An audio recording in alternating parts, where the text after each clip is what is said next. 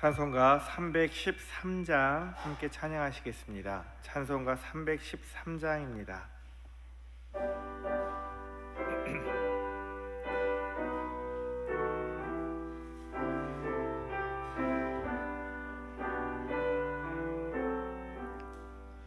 내 임금 예수 내 주여, 이 죄인이 주님 앞에 한없는 은혜 받고서 내 생명 모두 드리오니 그 풍성하시는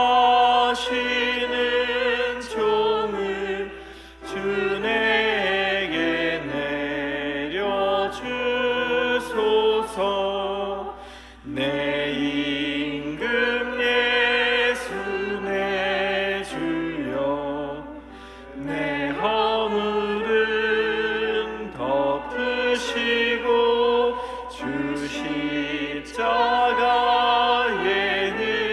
흘리시 그 피를 믿는 마음 보사 내 중한 죄를 사하여 참 평안한 맘 주소서.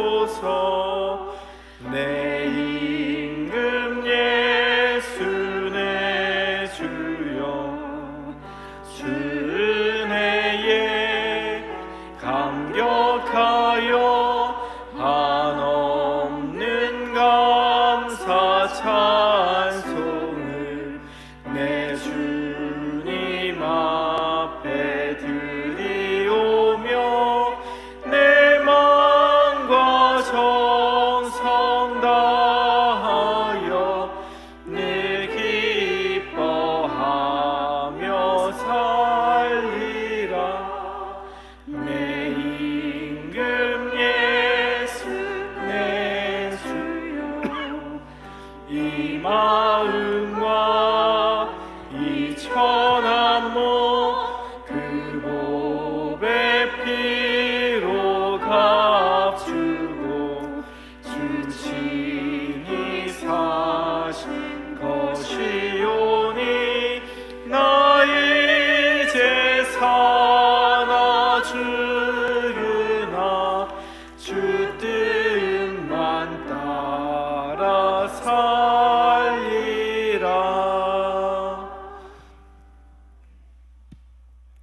전능하시고 존귀하신 하나님 아버지, 거룩한 이 시간 주님을 갈망하고 기대하고 바라보며 예배하게 하시니 감사드립니다. 인생과 만물 그리고 생사화복의 주인 되시는 하나님 대신 눈앞에 닥친 환경에 주저앉아 소망 가운데 살지 못했음을 회개하오니 용서하여 주시옵소서. 아멘. 이 시간 창조주 하나님을 온전히 고백하며 그의 아들 예수 그리스도를 구세주로 고백하게 하여 주시옵소서. 아멘. 인간의 나약함을 보혈의 능력으로 성령 충만하게 하여 주시옵소서. 아멘. 대한민국을 사랑하시는 하나님 아버지, 이 땅에 복음을 주셔서 예수님 믿는 나라 되게 하신 은혜에 감사합니다. 이 나라가 어려웠던 시절을 잊지 않으며 종되었던 과거를 잊지 않게 하여 주시옵소서. 아멘. 이 나라에 자유를 주시고 인간의 가치를 깨닫게 하신 은혜를 잊지 않게 하여 주시옵소서. 아멘. 대통령과 위종자들이 지나온 대한민국의 발자취 속에서 복음을 발견하게 하시고 국민을 위하여 하나님을 믿어 그리스도의 사랑으로 이 나라를 이끌어갈 힘을 더하여 주시옵소서. 아멘. 인권이라는 이름으로 온 세상을 갈등으로 몰아넣는 동성애의 문제를 바로 보게 하셔서 차별금지법이 문제가 아니라 그 안에 독소 조항을 깨닫게 하시고 기독교의 복음적 가치로 학교를 세우고 병원을 세웠던 그 신앙과 정체성이 훼손되지 않게 하여 주시옵소서. 아멘. 우리 성도들이 시간 안에 머무는 인생에서 성경으로 재해석되는 인생으로 거룩하고 행복하게 사는 성도들 되게 하여 주시옵소서. 아멘. 예배와 기도와 헌신하는 생활에 모범이 되게 하여 주시옵소서. 아멘. 교회의 여러 기관과 각 부서, 교회 학교에 갑절의 부흥을 허락하여 주시옵소서. 아멘. 또한 나라와 지역과 그의 모든 것들을 우리가 또 살리는 그런 교회 되게 하여 주시옵소서. 아멘.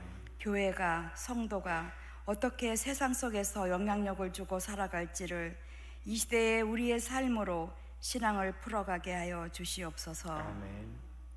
차원영 목사님, 영적 전쟁에서 승리하게 하시고 기도 제목 가운데 늘 함께하여 주시옵소서. 아멘. 오늘 말씀을 전하실 때에도 성령 충만하게 하여 주시며 듣는 저희들을 말씀의 반석 위에 세워 주시옵소서. 아멘.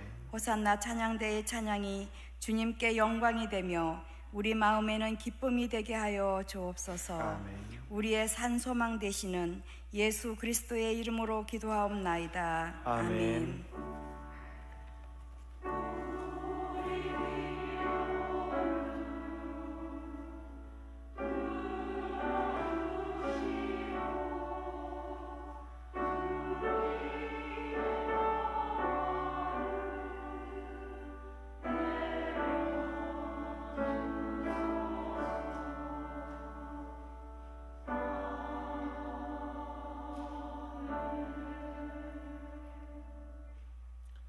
오늘 우리에게 주시는 하나님의 말씀은 요한복음 21장 1절부터 14절까지의 말씀입니다. 한 절씩 교독하도록 하겠습니다. 제가 먼저 읽겠습니다. 그 후에 예수께서 디베랴 호수에서 또 제자들에게 자기를 나타내셨으니 나타내신 일은 이러하니라.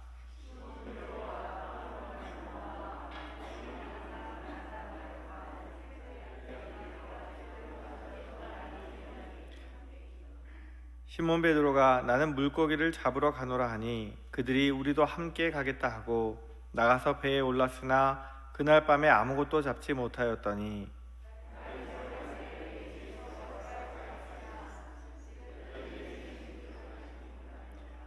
예수께서 이르시되 얘들아 너희에게 고기가 있느냐 대답하되 없나이다.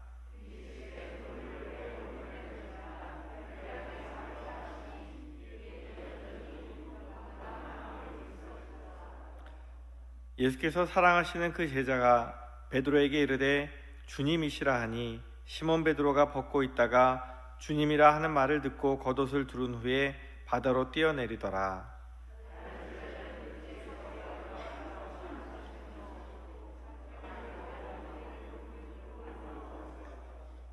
육지에 올라보니 숯불이 있는데 그 위에 생선이 놓였고 떡도 있더라.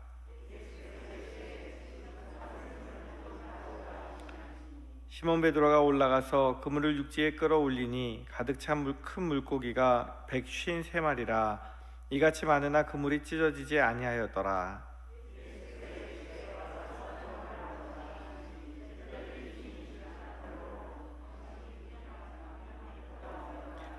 예수께서 가셔서 떡을 가져다가 그들에게 주시고 생선도 그와 같이 하시니라.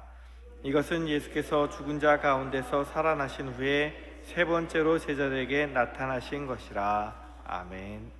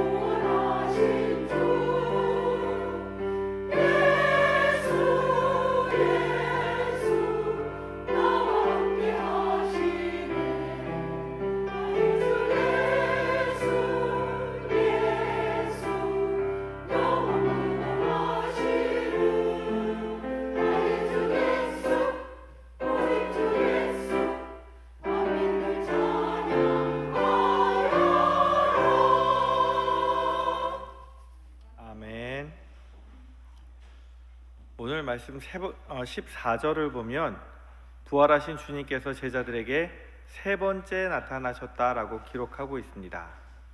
첫 번째는 부활하신 주님이 제자들이 다락방에 모여 있을 때 나타나셨고요.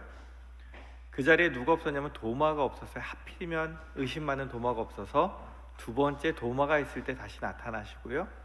그리고 오늘 세 번째 제자들에게 나타나시는 장면입니다. 또 오늘 세 번째 나타나셨다는 말씀을 보면서 왜 세 번째 나타나셨을까 그런 생각이 들었습니다. 마태복음 26장하고 마가복음 14장에 보면 예수님께서 베드로에게 네가 오늘 밤 나를 세 번 부인할 것이다 이렇게 얘기하시면서 그러나 내가 죽었다가 부활한 후에는 너희보다 먼저 갈릴리에 가서 있겠다라고 말씀하셨어요. 그리고 마태복음 28장과 마가복음 16장에 보면 예수님 부활하신 그 무덤에 천사가 앉아 있었습니다.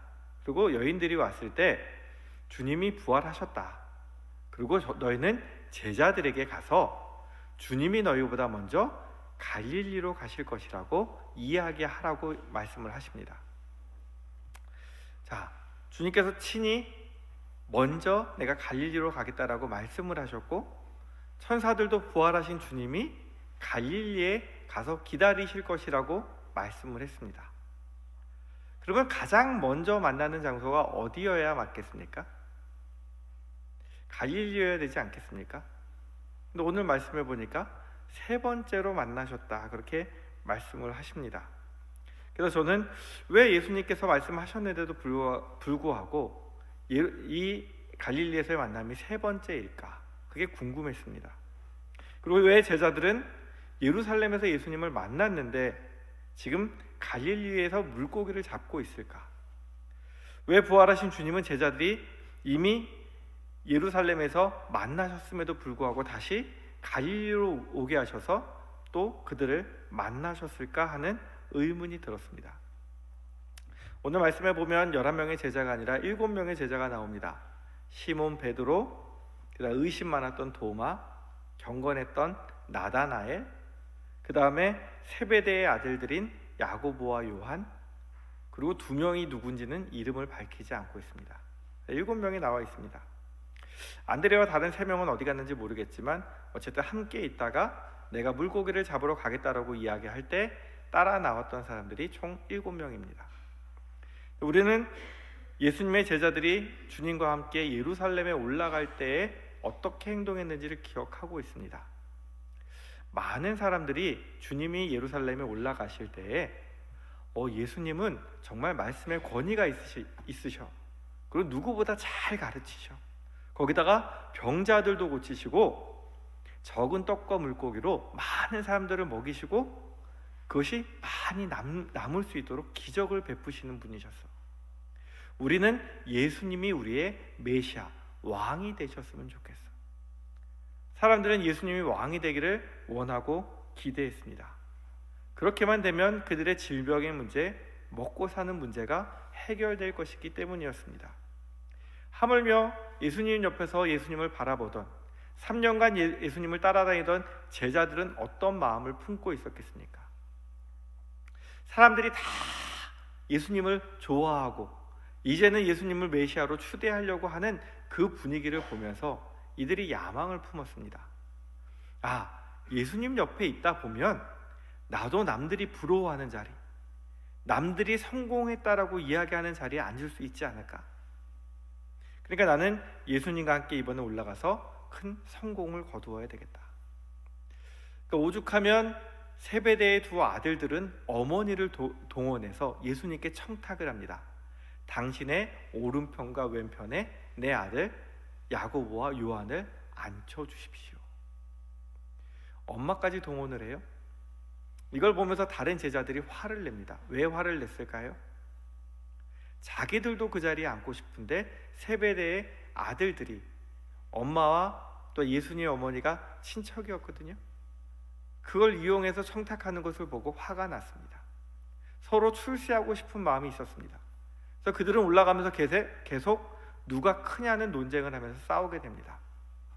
심지어 6월절이 되어서 예수님과 함께 식사하는 자리에 앉게 되었는데, 그 당시에는 이제 손님이 오거나 선생님이 오시면 누가 하게 되냐면 하인이나 제자들 중에 손님이나 선생님에게 발 씻을 물을 가져다 드리든지 발을 씻어 드리는 것이 예의였습니다. 근데 예수님이 오셨는데 아무도 하지 않습니다. 왜요? 그거는 제일 막내, 제일 낮은 사람이 하는 것이기 때문에 자기는 높은 사람이 될 거라고 생각을 합니다. 그러니까 서로 하지 않습니다.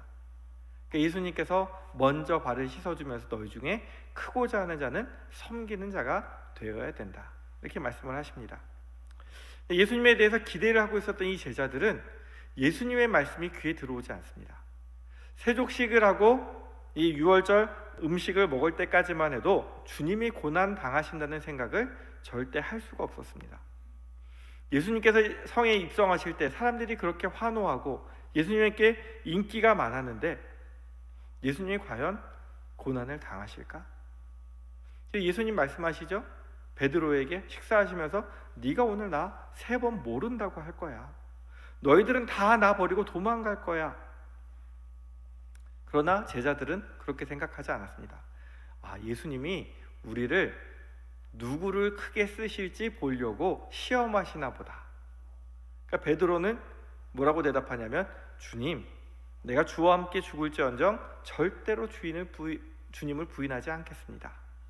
근데 다른 제자들도 베드로와 똑같은 마음으로 저희도 절대 주님을 떠나지 않겠습니다. 근데 우리가 잘 알고 있듯이 모두가 어떻게 됩니까? 요한을 제외하고는 다 도망갔습니다. 그들은 예수님이 고난당하실 거라고 생각을 하지 못했는데 예수님의 고난당하는 모습을 보면서 도망갔습니다. 저는 이 모습을 보면서 어떤 생각이 드냐 하면 제자들도 참 인간적이다라는 생각이 듭니다.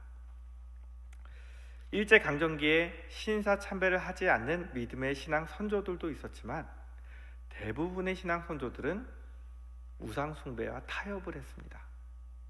심지어 우리가 가장 존경하는 한국의 목회자 고 한경직 목사님께서 종교인의 이제 노벨상이라고 불리는 템플턴상을 받으실 때에 이렇게 고백하십니다. 저는 죄인입니다. 저는 신사참배를 했습니다. 우리가 존경하는 그 목사님도 신사참배를 하셨습니다. 또한 6.25 전쟁 때 얼마나 많은 사람들이 공산당의 총칼 앞에서 믿음이 없는 그런 행동을 하였습니까? 만약 여러분들 다시 전쟁이 난다고 하신다면 여러분들은 어떤 모습으로 하나님 앞에 설 수 있으시겠습니까? 과연 이들을 믿음이 없다라고 욕하실 수 있겠습니까? 여러분 앞에 총칼을 들이대면 나는 그래도 예수 믿겠습니다, 이렇게 대답할 자신 있으십니까? 저는 총칼을 들이대면 예수 믿는다고 할 것 같아요. 바로 죽으면 천국 가니까. 그런데 저를 고문한다 그러면 자신이 없습니다. 지속적인 고난에는 제가 약하다는 걸 알고 있거든요. 주님은 제자들이 인간적이고 약하다는 것을 알고 계셨습니다. 그래서 주님은 제자들에게 실망하지 않으십니다. 그리고 요한복음에 보면 오히려 제자들을 위해서 기도해 주시는 장면이 나옵니다. 이들이 시험에 들지 않도록. 그런데 제자들에게는, 주님은 알고 계셨지만 제자들에게는 전혀 생소한, 생각도 못한 고난이었습니다. 주님이 3번이나 고난을 말씀하셨지만 한 번도 주님이 고난당하실 거라고 생각하지 않았고, 주님이 오늘 밤 너희가 나를 부인하고 떠날 것이라고 말씀하셨지만 절대 그런 일이 있을 것이라고 생각조차 하지 않았습니다. 그런데 주님이 잡혀가시고 돌아가시는 것을 보면서 이들은 아마 마른 하늘의 날벼락, 하늘이 무너지는 느낌을 받았을 것입니다. 내가 주님만 바라보고 이 3년을 쫓아왔는데, 내 생업을 내팽겨치고 주님 옆에만 있으면 성공할 줄 알았는데 이제 마지막 그 성공의 자리가 한 발자국밖에 안 남았다고 생각했는데 모든 것이 다 무너져 버렸습니다. 주님의 죽음을 경험하면서 제자들은 자신의 실수가 떠올랐을 것입니다. 주님은 계속해서 죽음에 대해서 말씀하시고 자기가 고난받을 것을 말씀하시는데 우리는 그것을 깨닫지 못하고 조금 더 높은 자리에 앉으려고 싸웠고, 주님은 너희가 나를 모른다고 할 것이라고 말씀하셨는데 나는 절대로 그렇지 않을 것이라고 호응장담하였지만 자기들은 비겁하게 도망가고 숨었던 그 모습을 보면서 얼마나 후회가 됐을까요? 그런 제자들에게 기쁜 소식이 들립니다. 주님이 부활하셨다는 소식입니다. 천사들이 여자들을 통해서 주님이 부활하셨다는 소식을 전해줍니다. 제자들이 정말로 부활하셨을까? 반신반의하는 마음으로 무덤에 가 보았더니 무엇이 없습니까? 시체가 없어요. 그러고 나서 천사가 하는 말이 주님이 먼저 갈릴리로 가신다고 하셨다는 거예요. 갔을까요? 안 갔을까요? 아마 안 간 것 같습니다. 제가 이 말씀을 준비하면서 나름대로 그냥 상상을 해봤습니다. 주님이 부활하시고 돌아가시기 전에 말씀하셨잖아요. 내가 죽었다가 살아나면 너희보다 먼저 갈릴리로 갈 거야. 그리고 이 말을 안 믿을 것 같아서 천사를 통해서 전하라고 얘기했습니다. 그리고 주님이 갈릴리 가서 기다리십니다. 아무리 기다려도 아무도 안 와요. 바람 맞으셨어요. 아니 얘들이 오라는데 왜 아무도 안 오지? 바람 맞아서 할 수 없이 제자들이 모여있는 곳에 와서 얘들아 나왔다, 나 부활했다, 자 봐라, 진짜지? 근데 하필이면 의심 많은 도마가 그 자리에 없어요. 다른 사람들이 주님 다 부활하셨다고 얘기를 해도 도마가 믿질 않는 거예요. 그래서 다시 도마 있을 때 또 나타나셔서 봐, 내가 부활했잖아, 내 손 만져봐, 내 옆구리에 손 넣어봐, 나 진짜로 부활했어. 그러니까 이제 다시 갈릴리로 와. 그리고 주님 갈릴리로 가시는 거예요. 그냥 제 혼자 생각해 본 것입니다. 그래서 예수님이 첫 번째로 갈릴리에서 만나려고 하셨는데 할 수 없이 세 번째가 된 것은 아닐까, 그런 생각을 했습니다. 부활하신 주님의 소식을 들은 제자들의 마음이 어땠을까요? 한편으로는 좋았지만 한편으로는 자기들이 한 일이 있기 때문에 예수님 보기가 되게 민망하고 부담스러웠을 것입니다. 예수님이 부활하셨다는 소식은 정말 좋지만 내 행동을 보니 너무나 부끄럽습니다. 주님을 만나는 것이 부담스럽습니다. 그런 그들에게 주님께서 나타나셔서 정말로 부활하셨다는 것을 보여주셨습니다. 주님이 그들에게 오셨을 때 제자들은 부끄럽긴 했지만 또한 한편으로는 이런 생각을 했을 것 같습니다. 아, 이제 고생 끝, 다시 행복 시작. 여지껏 주님을 따라다녔습니다. 근데 주님이 돌아가시면서 모든 것이 물거품이 됐다고 생각했는데 이제 예수님이 다시 부활하신 겁니다. 그럼 그 전에도 인기가 엄청 많으셨습니다. 한 주 전만 해도 예루살렘에 입성하실 때 모든 사람들이 호산나를 외치면서 종려나무 가지를 흔들며 주님을 환영했습니다. 그런데 그 주님이 십자가 위에서 돌아가시는 것을 모든 사람이 다 봤습니다. 근데 그 주님이 부활하신 거예요. 부활하신 주님이 제자들을 이끌고 다니시면서 기적을 베풀고 말씀을 전하시면 사람들이 얼마나 호응하고 좋아하겠습니까? 야, 십자가에서 돌아가신 분이 살아나셨어. 저분이 우리 모든 병을 다 고쳐주셔. 우리가 배고플 때는 기적을 일으켜서 모든 사람들 다 먹일 수 있는 능력이 있으셔. 이전보다 더 큰 꿈을 꾸었을 수도 있습니다. 근데 문제가 생겼습니다. 주님이 예전에는 제자들을 매일 끌고 다니셨는데 부활하신 주님은 한 번, 두 번 나타나시더니 제자들을 데리고 다니지 않으십니다. 그리고 예전에 모든 사람들이 보는 데서 다 행동을 하셨는데 이제는 사람들 앞에 나타나시지 않고 몇몇 사람에게만 나타나시는 겁니다. 그러니까 사람들이 주님의 부활을 믿는 사람도 있고 믿지 않는 사람도 있습니다. 제자들은 이제 주님이 말씀하시면 주님과 동행하면서 시키는 일, 모든 일을 할 수 있다라고 생각을 하고 있었는데 주님이 이제는 그들을 데리고 다니지도 않으시고 사람들 앞에도 드러나지 않으십니다. 그럼 내가 이제 뭘 해야지? 이전까지는 주님이 그들을 데리고 다니실 때 시키시는 일만 하면 됐는데 수동적인 삶을 살았는데 이제는 주님이 함께 하시지 않으니까 내가 무엇을 해야 될지 알지 못하는 겁니다. 우리의 모습과 비슷하지 않습니까? 주님을 처음 만났을 때, 주님을 열심히 믿을 때 모든 것이 다 잘 될 줄 알았습니다. 주님만 따라다니면, 예수님만 믿으면 만사가 형통할 줄 알았습니다.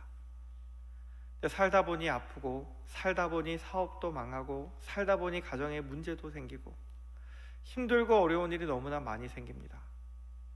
부활하신 주님을 만나서 구원의 확신은 있지만 내 삶의 모습을 보니 다른 사람들한테 예수 믿으면 이게 좋아라고 얘기할 수 있는 형편이 아닙니다. 오히려 믿지 않는 사람들처럼 조용히, 예수님을 모르는 사람처럼 조용히 혼자 믿고 싶어하는, 내가 예수님을 믿지만 어떻게 섬겨야 될지 알지 못하는, 혹시 그런 상황에 있지는 않습니까? 제자들이 아마 이런 답답한 상황이었을 겁니다. 주님만 믿으면, 주님만 따라다니면 다 될 것이라고 생각했는데 주님이 함께 하시지 않으니까 내가 할 수 있는 것이 아무것도 없고 오히려 사람들을 피하고 싶은 심정이 됩니다. 부활하신 주님을 만난 제자들은 그래서 다시 갈릴리로 돌아갑니다. 주님께서 갈릴리로 오라고 말씀하셨기도 하셨지만 예루살렘은 원래 내가 살던 곳이 아니고 내가 살던 삶의 자리는 갈릴리에 있습니다. 그래서 갈릴리로 돌아갔습니다. 제자들은 예루살렘에 올라갈 때는 높은 자리를 꿈꿨지만 이제 갈릴리로 돌아가면서는 모든 것이 끝났다는 생각이 들기 시작했습니다. 주님의 모습을 보니 주님이 더 이상 자기들을 데리고 다니실 것 같지도 않았고, 높은 자리에 앉혀주시지도 않을 것 같았고, 주님을 섬겨야 되는 주님의 제자라는 것은 많은 사람들이 다 자기들을 보고 알고 있었지만 자기들은 어떻게 행동해야 될지 알지 못했기 때문에 그들은 그곳으로 돌아가서 이제 주님을 찾으려고 했지만 주님이 보이지 않으니까 자기 생업에 복귀하기 시작합니다.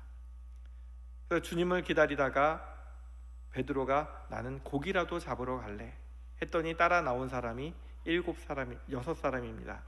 그래서 7명이 함께 가게 되는데 예수님이 항상 데리고 다녔던 수제자 격인 3사람, 베드로와 야고보, 요한. 그 중에 베드로는 예수님을 대놓고 모른다고 했고, 야고보는 도망갔던 사람이고, 도마는 예수님이 부활하셨다는 이야기를 듣고도 믿지 않았던 사람이고, 나다나엘은 온갖 폼을 다 잡고 경건한 척했지만 역시 다른 사람과 별 다를 바가 없었고, 다른 2 제자 역시 예수님을 버리고 도망갔던 사람들입니다. 그렇다면 부활하신 주님은 왜 이런 사람들을 다시 갈릴리로 부르셨던 것일까요? 오늘 말씀을 보면 생각나는 장면이 있지 않으십니까? 예수님이 베드로와 그 야고보와 요한을 부르시던 날, 그 첫날과 똑같은 장면입니다. 그들은 어부로서 밤새 일을 했는데 그날따라 고기를 한 마리도 잡지 못했습니다. 근데 전혀 처음 보는 사람이 자기 배에 잠깐 태워줬더니 사람들한테 말씀을 전하시는데 말씀을 너무 잘 전하세요. 근데 그 사람은 어부가 아닙니다. 근데 그 사람이 자기들에게 고기 못 잡았으면 저 깊은 데로 가서 그물을 던지라고 얘기하십니다. 던져봤더니 고기가 많이 잡혔어요. 그런데 우연일까요? 오늘도 고기를 한 마리도 못 잡고 들어오는데 바닷가에 서 있던 어떤 사람이 고기 좀 잡았어? 아니요, 오늘 고기 한 마리도 못 잡았습니다. 그러면 오른편에다 그물을 던져보시오. 그래서 오른편에 던졌더니 그물을 들 수가 없어요. 너무 많아서. 그랬더니 센스 좋은 요한이 뭐라고 말해요? 주님이시다. 주님이시다. 첫날과 완전히 똑같은 데자뷰가 그들에게 보여졌습니다. 주님이시라는 말에 베드로가 이제 나오게 되죠. 예루살렘에 2번 나타나셨던 주님이 갈릴리로 와서 만나지 못했던 주님이 다시 제자들을 찾아오셨습니다. 12절에 보니까 제자들이 주님이신 줄 아는 거로 당신이 누구냐 감히 묻는 자가 없었더라. 이제는 그분이 누구신지 아는 거예요. 왜냐하면 똑같은 사건이 있었기 때문에. 그토록 기다리던 주님이 오셨는데 와서 아침을 먹으라고 말씀하시는데 제자들이 한마디도 못하고 꿀먹은 버거니처럼 앉아 있습니다. 감히 안부를 묻지도 못하고 이유를 묻지도 못하고 가만히 있습니다. 베드로와 야고보와 요한이 주님을 보니까 자기를 첫날 부르셨던 그 장면과 자기가 주님을 버리고 떠났던 그 장면이 동시에 떠오르면서 주님께 할 말이 없습니다. 나는 주님을 떠나지 않겠습니다라고 장담했던 제자들 역시 주님을 보니 자기의 죄가 깨달아집니다. 그래서 유구무원이라고 입은 있지만 아무 말도 못하고 주님 앞에 가만히 침묵하고 있습니다. 그때 주님이 가장 먼저 하신 것이 무엇이냐면 그들에게 밥상을 차려주십니다. 만약 주님이 그들을 책망하시고자 하셨다면 예루살렘에 나타났을 때 2번이나 기회가 있었습니다. 근데 그때도 지금도 주님은 여전히 제자들의 잘못에 대해서, 죄에 대해서 말씀하지 않으십니다. 그리고 주님께서 제자들을 찾아오신 이유가 책망하기 위함이 아니라 실수하고 죄책감에 빠져있는 제자들을 위로하시고 다시 사명을 주시고자 찾아오셨습니다. 그래서 제일 먼저 한 것이 그들에게 밥상을 차려주시는 것이었습니다. 이 밥상은요, 주님과의 관계를 회복하는 밥상입니다. 제자들의 잘못에 대한 말 1절 없이 이 밥 먹고 이제는 힘을 내기 원하셨습니다.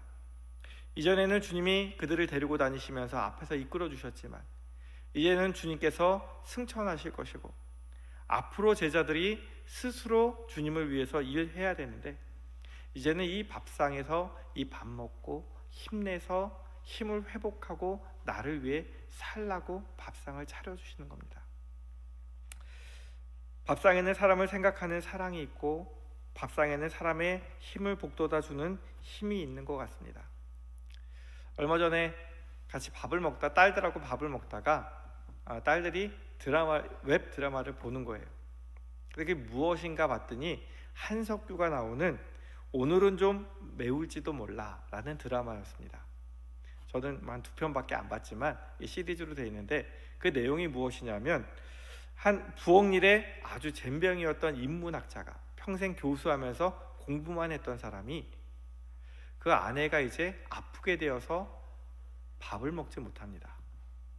그리고 참 힘들어하고 있는데 이 남편이 홀로 서기를 하면서 아내를 위해서 가장 좋은 음식으로, 건강한 음식으로 대접하고 싶어서 이 아내가 다른 것은 못 먹지만 남편이 정성껏 해갖고 온 것은 조금씩 먹을 수 있어요. 그러니까 그 아내를 마지막으로 대접하고 싶어서 이 남편이 일기를 써가면서 이제 아내를 대접했던 것이 이제 드라마로 나온 겁니다. 참 가슴이 훈훈하고 따뜻했습니다. 누군가를 위해서 따뜻한 밥상을 차려준다는 것이. 가끔 영화나 드라마를 보면 그런 장면들이 나옵니다. 아들이나 남편이 밖에 나갔다가 힘들어하기도 하고 실패하고 돌아왔을 때 가끔 보면 잔소리도 하지만 엄마나 아내가 조용히 밥 차려주고 밥 먹으라고 그러고 들어가는 장면이 있어요. 남편이 그 밥을 먹으면서 아들이 그 밥을 먹으면서 울어요. 고마워서. 혼날 줄 알았더니, 쫓겨날 줄 알았더니 묵묵히 밥상을 차려주고 들어가는 그 모습이 그 사람으로 하여금 다시 살아갈 수 있는 힘을 주는 그런 장면들을 많이 봤습니다. 근데 오늘 바로 이 장면이 예수님이 하시는 장면인 것 같습니다. 주님은 제자들에게 이런 밥상을 차려주고 싶으셨던 것 봅니다. 그래서 제자들에게 다시 갈릴리로 오라고 하신 이유가 자기 잘못을 알고 있기에 죄스러워하는 사람들, 이제는 더 이상 죄스러워하지 말고 이제 이 밥 먹고 힘내서 나를 위해 살자, 열심히 살자, 이렇게 힘을 내라고 말씀하고 싶으셨던 것 같습니다. 오늘 말씀을 보면 굉장히 시간적으로는 비효율적입니다. 왜냐하면 예수님께서 부활하신 후에 제자들 예루살렘에서 만나셨습니다. 갈릴리로 다시 오셨습니다. 예수님이 승천을 어디서 하십니까? 예루살렘 옆에 감람산에서 하십니다. 그럼 제자들을 다시 데리고 예루살렘으로 가셔야 됩니다. 그럼 왔다 갔다 할 거 없이 하고 싶은 얘기 있으면 예루살렘에서 다 끝냈으면 되는데 주님께서 그렇게 하지 않으시고 굳이 갈릴리로 제자들을 데리고 오십니다. 그 이유가 무엇일까요? 주님이 제자들을 갈릴리로 부르신 이유는 제자들과 주님이 만난 첫 사랑을 나눈 자리였습니다. 그 자리가 다시 예수님을 또한 제자들을 관계를 회복시킬 수 있기 때문에 처음 만났을 그때를 똑같이 재현하시면서 주님께서 제자들에게 나는 아직도 너희가 필요하고 나는 아직도 너희를 사랑한다라고 말씀하고 싶으신 겁니다. 그리고 첫사랑을 회복하고 나와의 관계를 회복하자고 말씀하시는 거예요. 그리고 두 번째로 갈릴리는 주님과 제자들의 3년간의 사역이 녹아있던 자리입니다. 어떻게 해야 될지, 무엇을 해야 될지 갈 바를 모르고 방향을 잊어버리고 방황하는 그 제자들에게 이전 기억을 떠올리게 하시면서 앞으로 너희가 내가 했던 일을 이제 너희가 해야 된다라고 말씀해 주시고 알려주시는 겁니다. 그리고 그들에게 사명을 주시는 겁니다. 주님은 예루살렘에서의 실패를 뒤로하고 다시 삶의 자리인 갈릴리로 제자들을 초청하셔서 그들에게 사랑을 회복시키시고 관계를 회복시키시고 이제는 사명을 주시려고 말씀하십니다. 오늘 말씀을 보니까 주님께서 오른편에 그물을 내리라 라고 얘기했을 때 베드로가 또한 그 제자들이 말씀에 순종해서 그물을 내립니다. 그 장면을 다시 떠오르게 하신 것은 그 전에 그들이 어부였을 적에, 예수님은 목수이셨을 적에, 예수님과 아무 관계가 없을 적에 그때도 말씀에 순종했더니 하나님의 역사가 일어나는 것을 경험했습니다. 그러면 이제 앞으로도 너희가 해야 될 것은 무엇이냐면 하나님의 말씀에 순종하고 주님의 말씀에 순종하는 것이 너희가 해야 될 것이라는 것을 알려주시기 위함입니다. 그리고 오늘 읽지 않았지만 15절 이후에 주님과 베드로가 대화하는 장면이 나오죠. 이때 하셨던 말씀이 과연 베드로에게만 하셨던 말씀일까요? 네가 나를 사랑하느냐라고 물어볼 때 똑같이 죄를 지은 제자들이 둘러 앉아 있었습니다. 네가 나를 사랑하느냐? 네 주님, 제가 주님을 사랑합니다. 주님 아시지 않습니까? 베드로가 이 대답을 할 때 제자들의 마음 역시 아멘, 주님 저도 주님을 사랑합니다. 이렇게 대답하고 있지 않았을까요? 주님은 단순히 베드로에게만 그 말씀을 하고 싶으셨다면 따로 부르셨을 겁니다. 근데 제자들이 함께 있을 때 같이 밥을 먹이면서 그 말씀을 하시는 이유는 상처 입은 모든 사람들, 주님 앞에 죄짓고 나온 모든 사람들, 실족한 모든 사람들에게 너 아직도 나를 사랑하고 있니? 네가 비록 실패의 자리에 있지만, 네가 비록 죄를 짓고 나와 멀어져 있는 자리에 있지만 나를 향한 사랑이 있다면 나는 너를 향한 사랑은 변하지 않았기 때문에 언제든지 나에게 다시 오라고 말씀하시는 거예요. 주님께서 우리를 다시 회복시키고 싶어 하십니다. 살다 보면 위대한 사람들도 다 실수합니다. 모세도 이스라엘 백성들을 구원하려다 실패하고 미디안으로 도망갑니다. 엘리야도 큰 일을 이룬 이후에 이세벨에게 쫓겨서 도망가다가 하나님 차라리 저를 죽여주십시오라고 이야기합니다. 요나는 하나님의 말씀을 전하는 선지자가 니느웨로 가라고 했더니 다시스로 도망갑니다. 근데 하나님은 실패한 사람들을 버리지 않으십니다.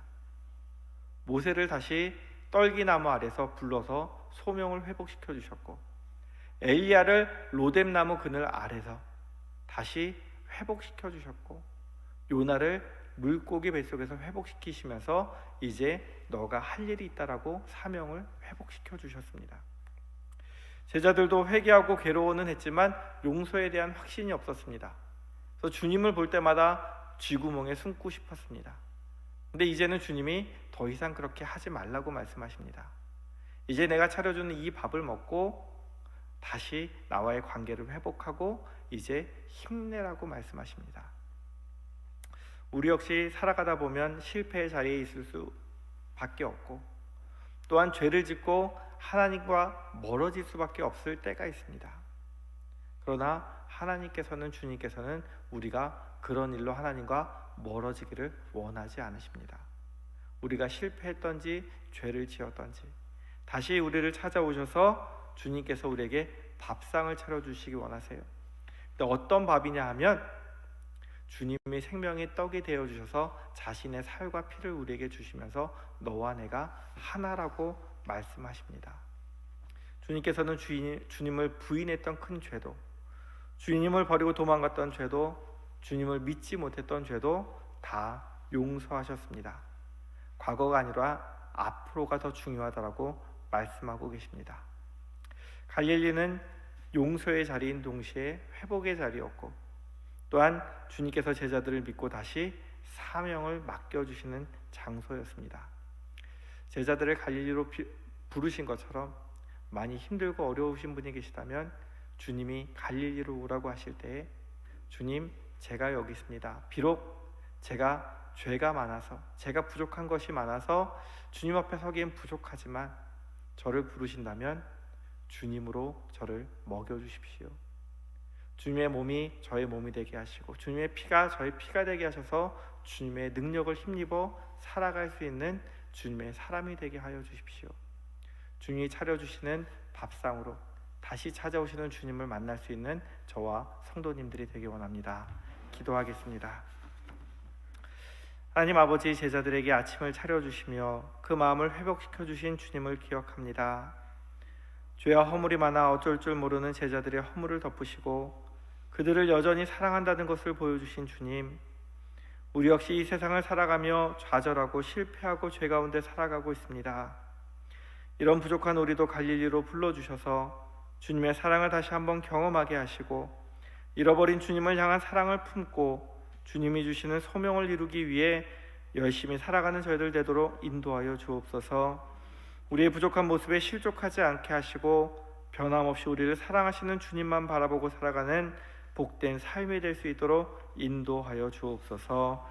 예수님의 이름으로 기도드립니다. 아멘.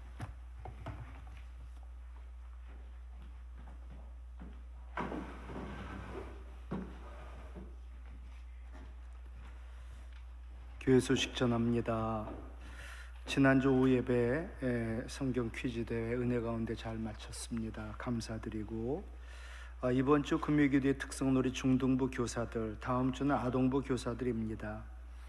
2023년 1사분기 회계감사가 다음 주까지 있게 됩니다. 내일 모레 금요일 구역장 권찰 하루 수련회가 있습니다. 과천 대공원으로 가는데 11시에 그곳에서 모입니다. 부활의 기쁨을 어려운 이웃과 나눴습니다. 지난주일 보내주신 그 물건들을 이제 이웃에게 전달하는, 그래서 전달하고 아마 구체적으로 이제 각 가정으로 전달이 되지 않나 생각이 듭니다. 튀르키예 시리아 구호헌금 1146만 7천 원 총회로 보냈습니다. 나머지 교회 소식 주보를 참고하시고, 이제는 우리 주 예수 그리스도의 은혜와 하나님 아버지의 극진하신 사랑과 성령님의 감동 감화 교통하심이, 하나님은 사랑이시라 처음부터 사랑으로 은혜를 베풀어 주시고, 우리 주님 처음 만났을 때부터 믿지 않는 제자들에게 그물이 찢어질 정도로 은혜를 주셨는데, 이제 그들을 구원하기 위하여 십자가 지시고 부활하셨는데도 아직도 믿지 않고 방황하는 그들, 하나님 사랑이시라 또 그들을 찾아와 조반을 먹이고 또 갈릴리 사역을 회복시켜 주셨기에 또다시 큰 은혜 받아 그 은혜 감사함으로 이제 주님의 제자 되어 참 복음 증거하며 살겠다 다짐하며 예배한 여기 모인 하나님의 거룩한 백성들 가운데 군대로 지방으로 해외로 흩어져 있는 우리의 자녀와 믿음의 식구들, 가정에서 예배드리는 우리의 믿음의 가족들, 주님의 몸된 우리 교회와 한국 교회, 그리고 이 나라 이 민족과 북한 동포들과 우크라이나와 튀르키예 시리아 아픔당한 그 백성들과 선교사님과 선교지 위에 이제로부터 영원토록 함께하옵시기를 간절히 축원하옵나이다. 아멘.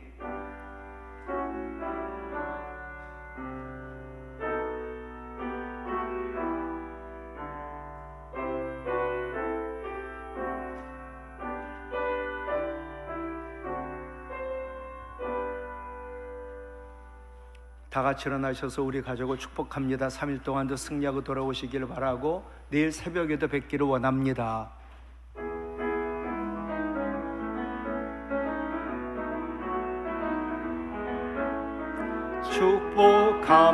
축복합니다. 주님의 이름으로 축복합니다. 주님의 사랑으로 이곳에 모인 주의 거룩한 자녀에게 주님의 기쁨과 주님의 사랑이 충만하게 넘치기를 축복합니다. God bless you. God bless you. 축복합니다. 주님의 사랑